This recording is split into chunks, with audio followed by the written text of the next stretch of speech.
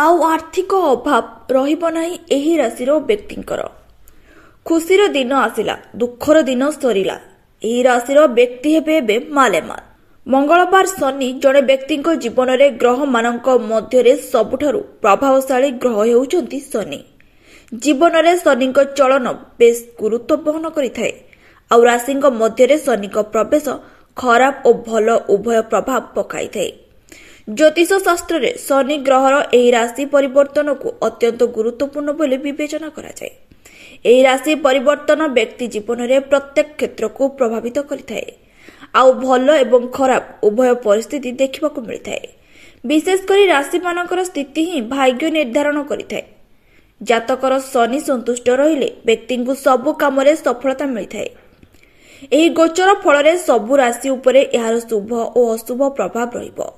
किछि राशिर भल फल देखिबाकू मिलि पारे, आउ किछि राशि रे खराब प्रभाव देखिबाकू मिले। मिथुन तुलारे शनि गोचर हेतु मिथुन राशि पाई यार प्रभाव बेस भल रहिबो। एही अवधि मध्य अर्थ विनियोग एही राशि पाई अभिवृद्धि घटाइबो। सेमाने शत्रु मानक उपरे विजयी हेबे। एही लोकंक पाई सरकारी चाकरी मध्य संभव। धनु शनि गोचर पाई पंचम ग्रह रे सबु किछि भल रहिबो। इच्छाकृत कार्यगुड़िक पूरण हेबो। शनिवार नियम अनुसरण करंतु। जदि एही राशिर लोक माने कठिन परिश्रम करंती तेबे एमानकु सरकारी चाकरी करिबार सुजोग मिलिबो। कुंभ राशिर अष्टम घरे शनि गोचर करिबे।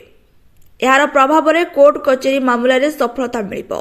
एही समय रे दीर्घ दिनरु छंदी होइथिबा मामला रे न्याय मिलिबा सह परिवार समर्थन पाइबे। कुंभ राशि व्यक्ति विशेषज्ञ आय वृद्धि हेबार संभावना रहिछि। परिवार रे लागि रहिथिबा वाद विवादर समाधान हेबो। जीवन साथी सहयोग मिलिबो। दाम्पत्य जीवन सुखमय हेबो।